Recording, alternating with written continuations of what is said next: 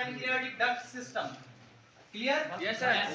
सो उसमें हमने देखा था कि ये जो लिवर होता है उसकी सिक्रीशन कहाँ पे आ जाती है, पहले वो पैनक्रियाज में आती है कि नहीं?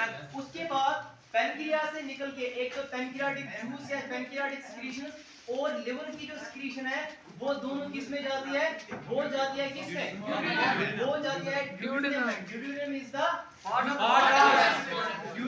The part of the small intestine. ठीक है, लेकिन उसको डिस्कस करने से पहले हमें देखना है कि what are the functions of the liver. What are the functions of the liver? आपको ये बात माइंड में रखनी चाहिए कि liver is a versatile organ. Liver is a versatile का मतलब होता है कि ये बहुत सारे काम कर रहा है। It's not having only one function but it performs lot of functions. It performs lot of functions. कुछ functions को, liver की कुछ functions को आज हम इस lecture में इंशाल्लाह discuss करेंगे। ठीक है? So the first function of the liver is that is carbohydrate metabolism.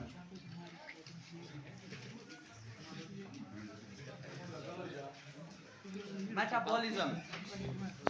You already know that when we consume food, उस food की होती है digestion। क्या होती है? Digestion। अब digestion करने के बाद suppose अगर हम carbohydrate intake कर रहे हैं, carbohydrates की जब digestion होती है, so what is the end product of the carbohydrate digestion? That is glucose. Glucose is the end product of the carbohydrate digestion. जब carbohydrates की digestion होती है, complete digestion, वहां पे जो end product होता है, that is the glucose. That is glucose. Now this glucose will be absorbed and it will be transported into different cells, the different tissues, है कि नहीं? फिर उन cells के अंदर वहां पे हो जाएगी respiration। क्या होगी? respiration से वहां पे एक तो energy वहां पे derive की जाएगी और क्या किया जाएगा? water and energy water। एक तो एनर्जी, जो एनर्जी बॉडी को डिफरेंट फंक्शंस परफॉर्म करने के लिए चाहिए, वो एनर्जी को बॉडी कहां से डिराइव करेगी? That will be derived from glucose. लेकिन ये सारी प्रोसेस सेल के अंदर होती है जिसको हम बोलते हैं रेस्पिरेशन। क्या बोलते हैं? रेस्पिरेशन। लेकिन हम क्या कर रहे हैं, कभी कभार सपोज अगर मैं क्या करूं, मैं ग्लूकोज की क्वांटिटी ज्यादा ले रहा हूं। क्या ले रहा हूं? ज्यादा। यानी मैं उतने कार्बोहाइड्रेट्स ले रहा हूं जितनी मेरी बॉडी को रिक्वायर नहीं है। सपोज हाइपोथेटिकली मैं आपको समझाने की कोशिश कर रहा हूं, मेरी बॉडी को चाहिए 15 ग्राम्स ऑफ कार्बोहाइड्रेट। कितने चाहिए? 15 grams. Try to understand this point. मैं आपको बोल रहा हूं कि suppose my body is having the requirement of 50 grams of carbohydrate, लेकिन what I am doing, I am consuming 150 grams। कितना कंज्यूम कर रहा हूँ? That means कि मैं एडिशनल कितना कंज्यूम कर रहा हूँ? मैं 100 grams एडिशनल कंज्यूम कर रहा हूँ। So what will happen to this extra 100 grams of glucose? It will be stored. ये कहाँ पे स्टोर किया जाएगा? It will be stored in the liver. कहाँ पे स्टोर किया जाएगा? लिवर में। But in which form? ये स्टोर किया जाएगा in the form of glycogen. In the form of glycogen. Animals में ग्लूकोज, जो एक्स्ट्रा ग्लूकोज होता है, उसको स्टोर किया जाता है in the form of glycogen. In the form of glycogen. लेकिन in case of plants, this additional glucose or extra glucose, it is stored in the form of starch। इतना आपको समझ आ रहा है? Here we are discussing about the animals. So अब ये liver का first function जो है, that is कार्बोहाइड्रेट मेटाबॉलिज्म। अब इस कार्बोहाइड्रेट मेटाबॉलिज्म में क्या हो रहा है? सबसे पहले जो एडिशनल ग्लूकोज जो हो रहा है वो कहां पे जाएगा? वो लिवर में जाएगा। कहां पे जाएगा? अब लिवर में इसको स्टोर किया जाएगा। क्या किया जाएगा? स्टोर। दैट मींस कि ये जो ग्लूकोज है, it will be converted into glycogen। What is this glycogen? Glycogen is the stored form of glucose in animals। ठीक है।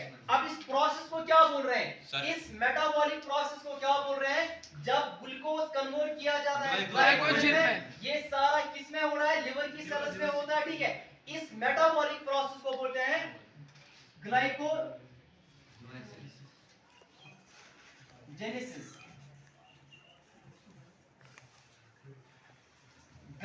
Glycogenesis is the process, it is a metabolic process जिसमें क्या होता है, glycogen, and this glycogen is the stored form of glucose. अब इस glycogen को क्या किया जाएगा, इस ग्लाइकोजन के साथ ये किया जाएगा कि अगर if we are in fasting condition, अगर हम फास्टिंग में क्या है, दैट मींस कि हम कोई फूड कंज्यूम नहीं कर रहे हैं, ठीक है, दैट उस टाइम हमारी बॉडी को एनर्जी चाहिए। अब एनर्जी कहां से डिराइव करेगी बॉडी, ग्लूकोज से एनर्जी डिराइव करेगी, लेकिन हम ग्लूकोज इनटेक नहीं कर रहे हैं। So in that case what will happen, our body this it will convert this glycogen back into glucose। ये इस ग्लाइकोजन जिसको हमने स्टोर किया था इसको फिर से कन्वर्ट किया जाएगा किसमें, ग्लूकोज में, और ये ग्लूकोज इससे फिर एनर्जी डिराइव की जाएगी, है कि नहीं। सो अब इस मेटाबॉलिक प्रोसेस को जिसमें ग्लाइकोजन फिर से कन्वर्ट किया जाता है ग्लूकोज में, उसको क्या बोलते हैं, that is glycogen, it is converted into glucose। इस प्रोसेस को, मेटाबॉलिक प्रोसेस को बोलते हैं glycogenolysis. Is it clear to you? Yes, sir. Everyone? Yes. Okay. Now the third situation is, third case is, अगर मैं फास्टिंग कर रहा हूं, ठीक है, अब जितना स्टोर था मेरी बॉडी में, जो ग्लाइकोजन स्टोर था उसको मैंने कन्वर्ट किया, किसमें कन्वर्ट किया, ग्लूकोज में कन्वर्ट किया। दैट मींस लेकिन मैं तब भी इनटेक नहीं कर रहा हूं, मैं फूड तब भी नहीं खा रहा हूं, सारा ग्लाइकोजन खत्म हो गया, ये यूज हो गया, ठीक है। अब what my body will do, अब मेरी बॉडी क्या करेगी, मुझे तो जिंदा रहना है, सर्वाइव करना है, उस केस में मेरी बॉडी क्या कर सकती है, can anybody answer, use your brain. मैं फिर से रिपीट कर रहा हूं, फर्स्ट केस वाज दैट जब मैं एडिशनल ग्लूकोज को इनटेक कर रहा हूं, that additional glucose will be converted into glycogen and will be stored in the liver. जब मैं फास्टिंग की कंडीशन में हूं, दैट मींस कि I am not consuming any food, उस टाइम पे मेरी बॉडी को जो एनर्जी की रिक्वायरमेंट होगी, that energy requirement will be fulfilled by breaking down this glycogen and converting it into back into glucose। The metabolic process is known as glycolysis। Lysis means breakdown। किसका breakdown हो रहा है, glycogen का breakdown हो रहा है। Now the third case is, try to understand this and use your analytical knowledge, analytical thinking आप use करो और मुझे आंसर करो। थर्ड सिचुएशन इज, मैं ग्लूकोज का इंटेक भी नहीं कर रहा हूं, अब फास्टिंग भी बहुत टाइम से मैं कर रहा हूं, जितना भी ग्लाइकोजन था वो सारा ग्लाइकोजन यूज हो गया, कंज्यूम हो गया, अब मेरी बॉडी को एनर्जी चाहिए, where from this energy will come, good, very good, excellent. ये जो एनर्जी उस टाइम मेरी बॉडी क्या डिराइव करेगी, वो भी ग्लूकोज से ही डिराइव करेगी, लेकिन उसके लिए जो नॉन कार्बोहाइड्रेट सोर्सेज जो मेरी बॉडी में होते हैं, जैसे कि फैट्स होते हैं, जैसे कि प्रोटीन्स होते हैं, ठीक है, अब मेरी बॉडी उनको कन्वर्ट करेगी इनटू ग्लूकोज। किनको कन्वर्ट करेगी into glucose, non carbohydrate sources जो होते हैं। नॉन कार्बोहाइड्रेट मींस कि जो कार्बोहाइड्रेट्स नहीं होते, जैसे कि लिपिड्स होते हैं, जैसे कि प्रोटीन्स होते हैं, अब उनको कन्वर्ट किया जाएगा किसमें, ग्लूकोज में, फिर उसी ग्लूकोज से फिर से एनर्जी डिराइव की जाएगी। Am I clear to you? Yes sir. अब देखो होता क्या है, अब लिखो non carbohydrate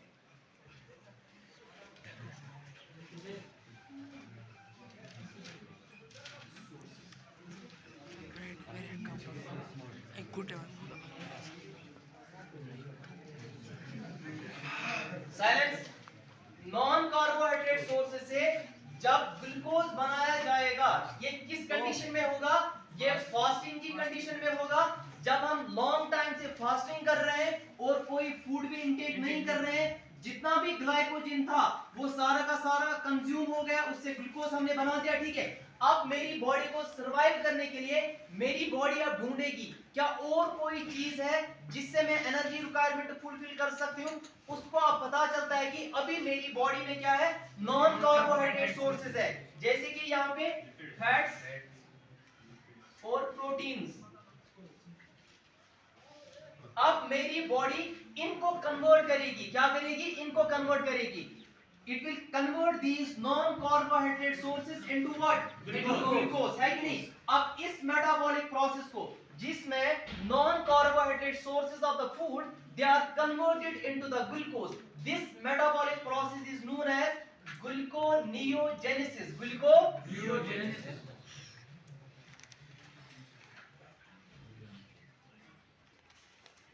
What is gluconeogenesis? Gluco means glucose. Gluco means non-carbohydrate. Neo means non-carbohydrate sources या new sources जो कि carbohydrate के sources नहीं होते। Genesis means to synthesize, to form, है कि नहीं? Yes sir.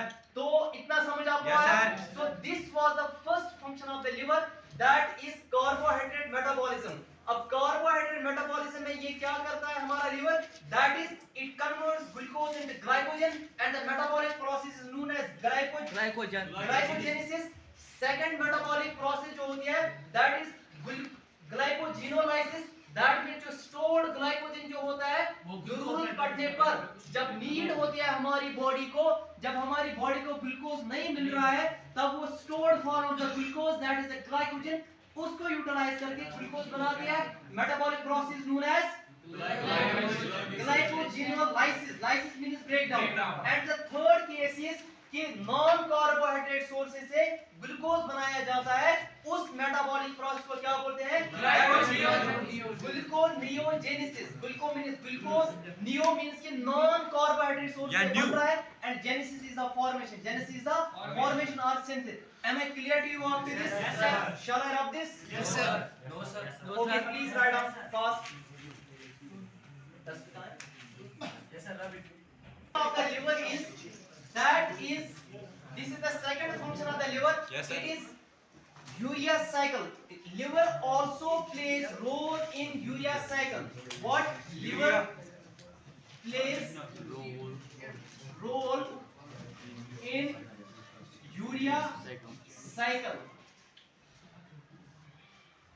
Let's try to understand this, how liver is playing role in the urea cycle. ठीक है, अगर आपका पहला जो इसकी फंक्शन है that is carbohydrate metabolism, अगर वो आपने समझ लिया, उसका third that is non carbohydrate sources से ग्लूकोज बन रहा है, so it will be easy for you to understand this function. ठीक है, अब देखो, suppose this is a liver cell, this is a liver cell.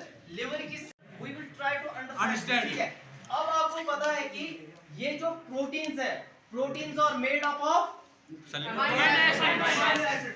अब अमीनो एसिड्स का जो मॉलिक्यूलर स्ट्रक्चर जो है दैट इज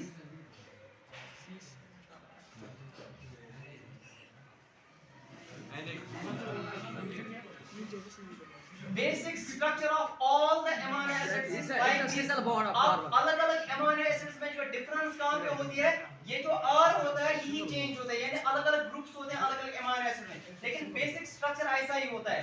अब ये जो क्या है, this hepatocyte, suppose cell of the liver, इसमें amino acid है, that is C.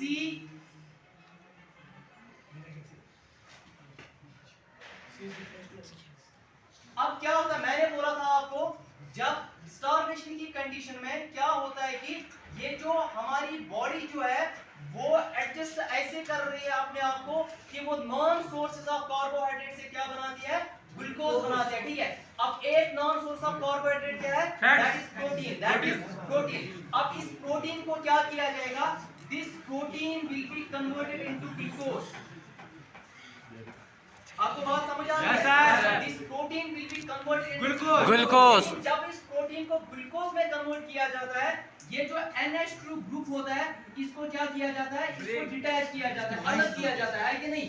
ये NH2 ये कन्वर्ट किया जाता है NH3 में. किसमें NH3 is toxic to our body. ये टॉक्सिक होता है, अगर हमारी बॉडी में एक्यूमुलेट रहेगा बहुत टाइम के लिए, दैट मींस हमें प्रॉब्लम हो सकते हैं. इसीलिए इसको बॉडी से एक्सपेल करना पड़ता है. क्या करना पड़ता है, एक्सपेल. बॉडी से बाहर फेंकना पड़ता है. ठीक है, अब मैं आपको फिर से समझा रहा हूँ, प्रोटीन से अगर हमें ग्लूकोज बनाना होगा, वहां पे बाय प्रोडक्ट निकलता है, अमोनिया निकलता है. ठीक है, this ammonia is toxic to our body, इसीलिए इसको क्या करना पड़ता है, एक्सपेल करना पड़ता है. ठीक है, लेकिन इस अमोनिया को बॉडी से बाहर निकालने के लिए it needs lot of water, it needs Lot of water. ठीक है।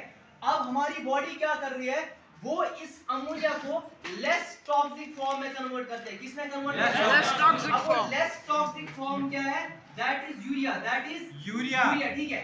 अब अमोनिया से जो ये यूरिया बन रहा है, इसी को बोलते हैं यूरिया साइकिल। क्या बोलते हैं? Urea cycle. अब ये यूरिया साइकिल कहाँ पे हो रहा है? लिवर की सेल दैट मींस कि लिवर में हो रहा है, ठीक है। यही मैंने आपको लिखाया, liver plays role in urea cycle. इतना आपको समझ आ रहा है? Yes, ठीक है। अब कितने फंक्शंस हमें दो. लिखने पड़ेंगे? First one was the Carbohydrate metabolism. metabolism of Carbohydrates. second one is the Liver in urea cycle. अब ये जो यूरिया यहाँ से निकला, ये थ्रू ब्लड जाएगा किडनी के पास, फिर वहीं पे इसको क्या, इसको बॉडी से बाहर निकाल दिया जाएगा।